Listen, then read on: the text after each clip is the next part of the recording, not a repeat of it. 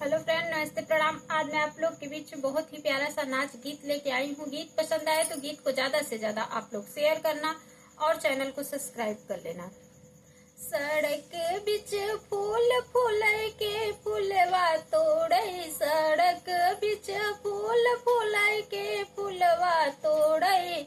ससुर मोरे होते जे तोड़ी तोड़ी लाउते, ससुर होते निजे तोड़ी तोड़ी लाउते। ससुया घर घुमानी के फूलवा तो ससुया घर घुमानी के फूलवा तोड़ै। सड़क बिच फूल फूलै के फूलवा तोड़ै।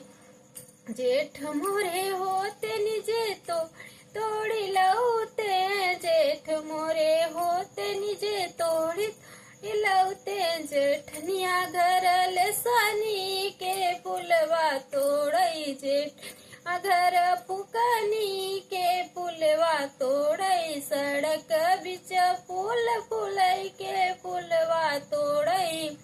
देवर मोरे होते निजे तोड़ी तोड़ी लाउते, देवर होते निजे तोड़ी तोड़ी लाउते।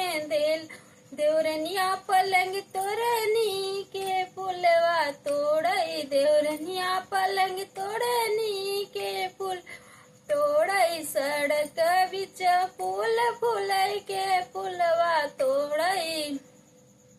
ननदोई मोरे होते नि तो तोड़ी तोड़ी लाउते, ननदोई होते निजे तोड़ी तोड़ी ते। ननदिया नाच नचनी के फूलवा तोड़ै। नन बड़ी झगड़ही के फूलवा तोड़ै। सड़क बिच फूल फूलै के फूल तोड़ै, सड़क बिच फूल फूलै के फूलवा तोड़ै। गीत पसंद आए तो गीत को ज्यादा से ज्यादा आप लोग शेयर करना और चैनल को सब्सक्राइब कर लेना। मिलते हैं नेक्स्ट वीडियो में, तब तक के लिए जय श्री कृष्ण, जय श्री राधे।